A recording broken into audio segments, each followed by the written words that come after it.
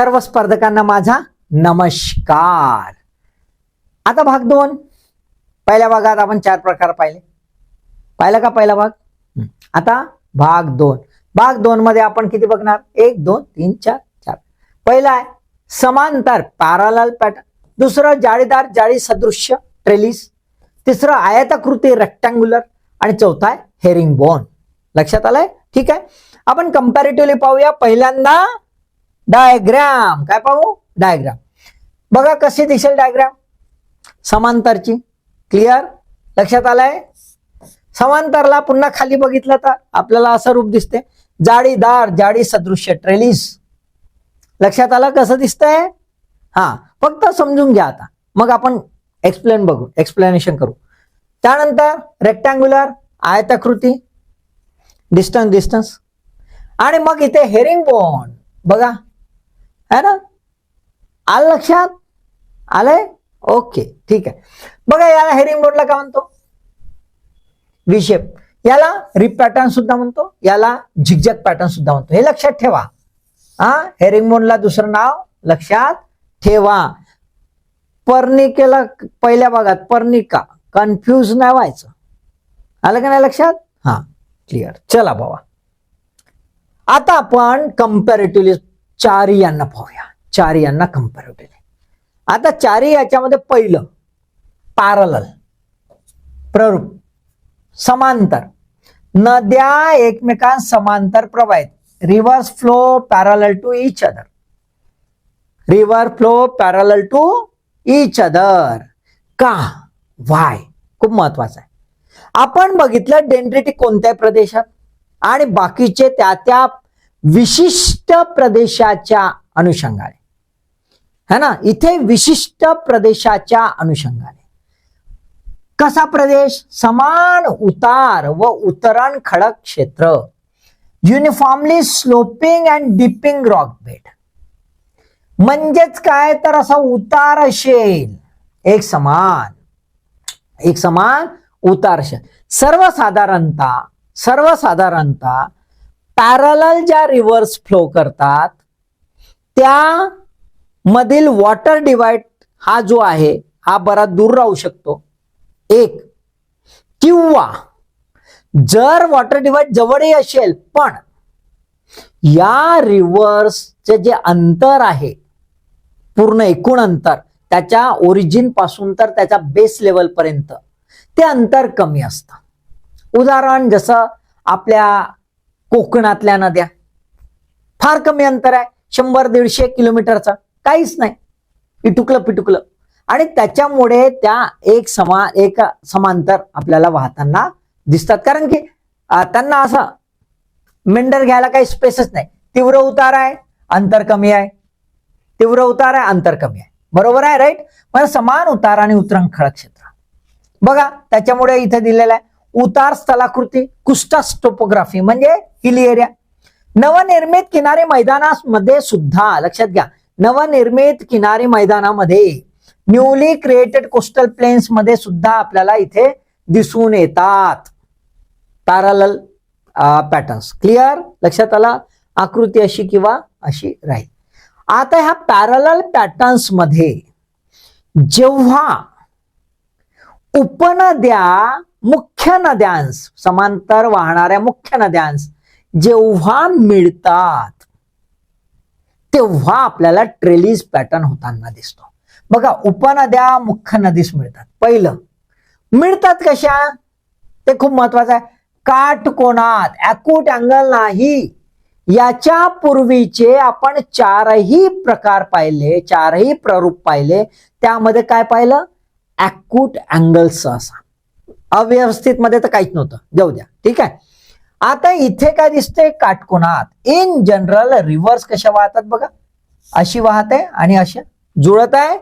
म्हणजे इथून काटकोनात सहसा ह्या दिसून येतात.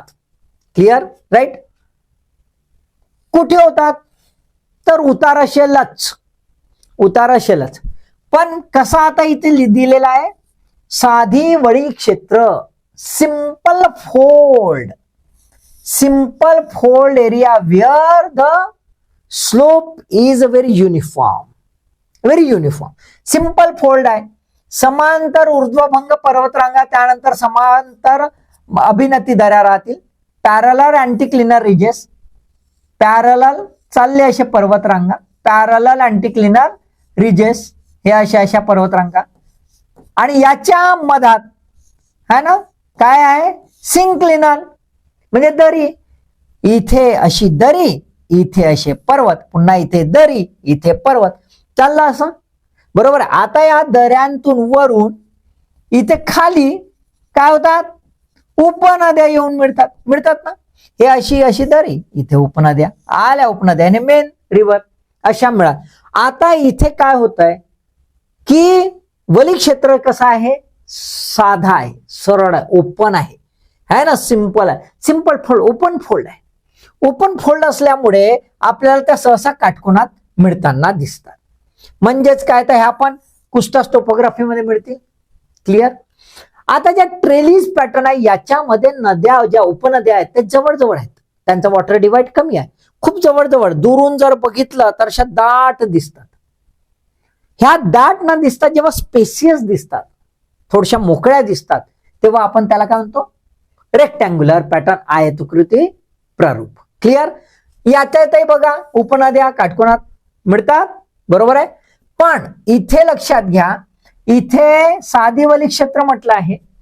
इथे मात्र कसं क्षेत्र असेल, जिथे खडकांमध्ये जॉईंट्स असतील, सांधे असतील, जॉईंटेड रॉक बेड. कसं असेल, जॉईंटेड रॉक, फ्रॅक्चर्ड रॉक बेड असेल. त्यामुळे उपनद्या जिथे जिथे फ्रॅक्चर आहे, जिथे जिथे सांधे आहे, तिथे तिथे घुसत राहते, अशा घुसत इकडे डान्स करत टुक टुक टुक टुक चालल्या अशा. आणि त्या डान्स करण्यामुळे आपल्याला काय दिसतं, स्पेसियस आहेत थोड्याशा, अशा काटकोनातच मिळतात आणि चालल्या आपल्या मिळत मिळत मिळत मिळत असे डब्बे डब्बे बनवत. त्यामुळे थोड्याशा आयताकृती इथे दिसून येतात. दोघांमधला फरक कळला. ओके, ठीक आहे. चला आता आपण बघूया हेरिंग बोन. हेरिंग बोन मध्ये आपण काय म्हणतोय, काटकोनात शब्द आपण पाहिला. पॅरलल तर काहीच नाही. इथे जवळपास काटकोनात नाही, म्हणजे एक्झॅक्ट काटकोन नाही आहे. एक्झॅक्ट अशा रिव्हर नाही मिळत आहेत. तर काय होत आहे, रिव्हर कशा अशा हलक्या मिळत आहेत. आणि त्याच्यामुळे आपण काय म्हटलं याला, व्ही शेप. याला काय म्हटलंय, व्ही शेप सुद्धा आपण म्हणतोय. Clear, right. ठीक आहे. आता हे पण पर्वतीय क्षेत्र आहे, तिथे मिळतात जिथे समांतर पर्वतरांगा आहेत आणि उंच कडे असलेल्या रुंद दऱ्या कशा आहेत, रुंद, ब्रॉड आहेत. ब्रॉड आहे म्हणून अशा हलक्या अशा टिल्ट होतात. बरोबर आहे. ब्रॉड रिव्हर्स आहेत म्हणून अशा येतात अशा. ने मेन रिव्हर आलं लक्षात, हे बघा. आणि त्यामुळे हलकासा, म्हणजे पूर्ण काटकोन नाही आहे, थोडासा काटकोनापेक्षा कमी, म्हणजे थोडा ऍक्यूट अँगल, पण ब्रॉड आहे थोडासा, असं आपल्याला दिसेल. अरुंद दऱ्या पर्वतीय, जिथे ब्रॉड व्हॅलीज असतील, नॅरो व्हॅलीज नाही. आपण भाग 1 मध्ये जेवढे काही बघितले एक्सेप्ट अव्यवस्थित है ना, डिरेंज, ते जर सोडला तर बाकी सर्वांमध्ये कसे आहेत, नॅरो व्हॅलीज.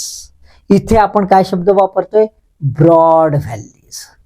क्लिअर, लक्षात आला. आता याची उदाहरणं बघून घेऊया आपण. उदाहरणं खूप महत्वाची आहेत. समांतर पॅरलल बघा आपल्याला दिसते इथे, हे बघा दिसते तुम्हाला, ह्या सर्व समांतर आहेत. इकडे सुद्धा आपल्याला समांतर दिसतात. म्हणजे पश्चिम घाटातील पश्चिम वाहिनी नद्या आणि पूर्व किनारपट्टीवरील नद्या, वेस्टर्न घाटमध्ये वेस्टर्न फ्लोईंग रिव्हर्स ज्या आहेत त्या पॅरलल. बरोबर आहे.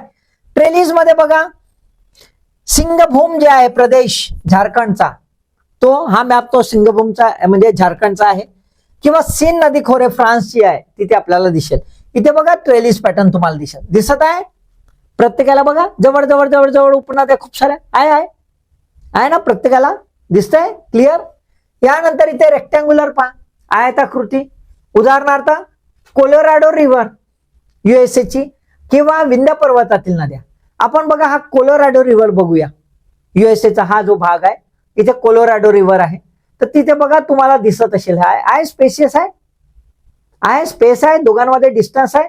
याच्यासारखा दाट नाही आहेत, इथे दाट आहेत, इथे स्पेसियस आपल्याला दिसते आहे ना. पण काटकोनात आलेले आहे, तर बघा काटकोनात आहे दिसते तुम्हाला, काटकोनात सहसा मिळत आहेत.